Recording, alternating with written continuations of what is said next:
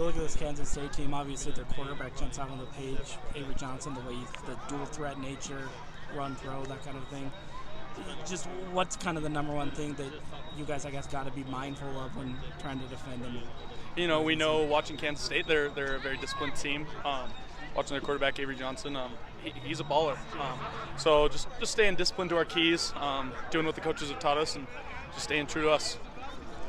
Is there a little bit of an extra emphasis to keep an eye? I mean, I know you've faced some running quarterback before, but just the way he sort of takes off and runs at any moment's notice. Is there a little bit, maybe more of an extra emphasis on that for him? That's a question for Coach Hill.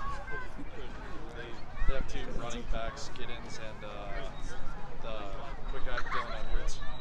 What's the key to stopping both those guys, and how does your defense change when either one of those guys is in the game? I've loved the defense that we've played this year. We played a solid defense for the 3 games that we played in. Fixing all the little things that game to game that we want to fix will be huge. And then really just playing our strong fundamental football. Play to play with those guys in is huge.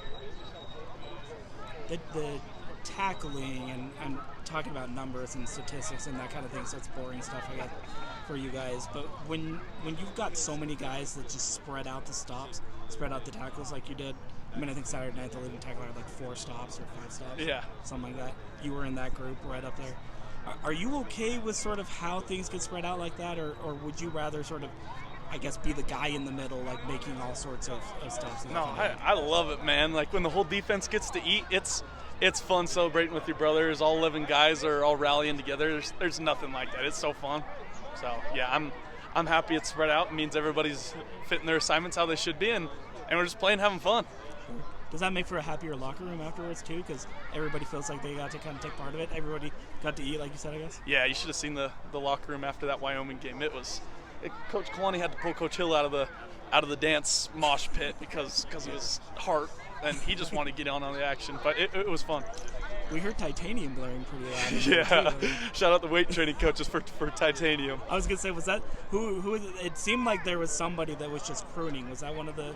Coach Tanner loves Titanium. Okay. So yeah, we were going to that song. It was fun. Yeah, that's awesome. How do you feel like the linebacker room has come together? You're obviously the most experienced of the guys. Like Jack had experience at River State, but at BYU, like how has that come together? Dude, the linebacker room's awesome. I played 7-on-7 growing up with Isaiah Glasker. I did weight training growing up with Jack Kelly.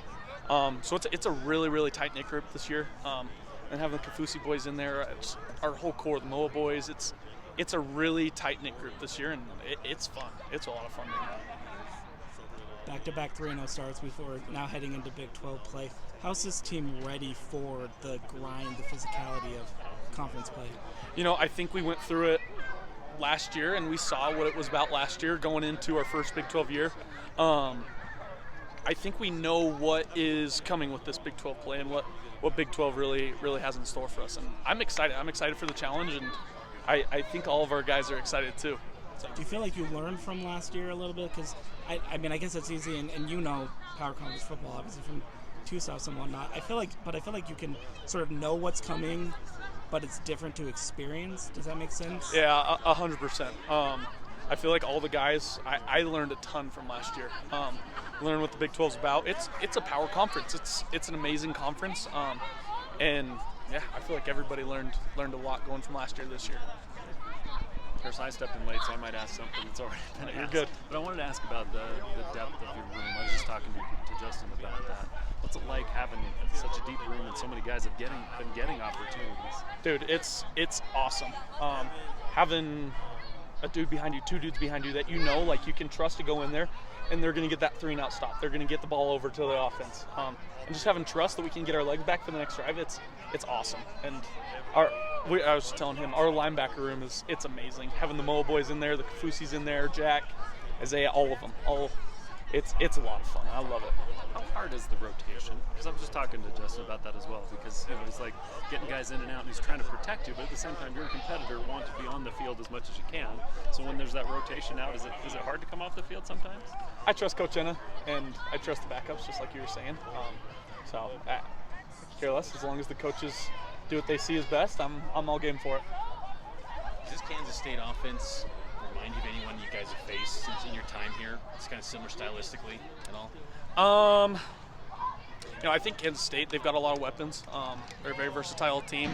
They're a very physical team. I think Kansas State's a really unique team in that way, and I'm excited for it, man. I think they're unique.